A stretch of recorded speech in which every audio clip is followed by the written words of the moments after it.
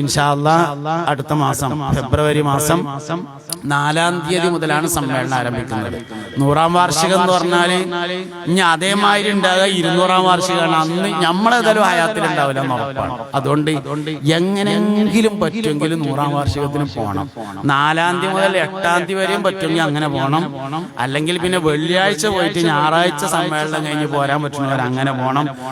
അവസാനത്തെ ഞായറാഴ്ചത്തെ പൊതുസമ്മേളനത്തിന് പോവാതിരിക്കാൻ ഒരു വജൂല്ല, പോയേ പറ്റുള്ളൂ. ഇനി തോനെ നിൽക്കാൻ വെച്ചെങ്കിൽ ആ ദ്വാക്കെങ്കിലും ഒന്ന് കൂടിയിട്ട് അതിനും ആ മഗ്‌രിബ് ജമാഅത്ത് ആ ലക്ഷക്കണക്കിന് ആൾക്കാർ പങ്കെടുക്കുന്ന ഒരു ജമാഅത്ത് അതൊന്നും ജീവിതത്തിൽ വേറെ കിട്ടലുണ്ടാവില്ല. അതിലൊന്ന് കൂടിയിട്ട് ആ ദ്വായിലെ റബ്ബനാത്തിനൊന്ന് കൂടിയിട്ട് അങ്ങനെയൊക്കെയാണ് ഒരു നിലക്ക് കയ്യെങ്കിലും ഒഴിവാക്കാതെ ഇപ്പൊ തന്നെ മഹലിനൊക്കെ വണ്ടികളൊക്കെ ബുക്ക് ചെയ്ത് എല്ലാവരും സമ്മേളനത്തിന് വേണ്ടി ഒരുങ്ങണം.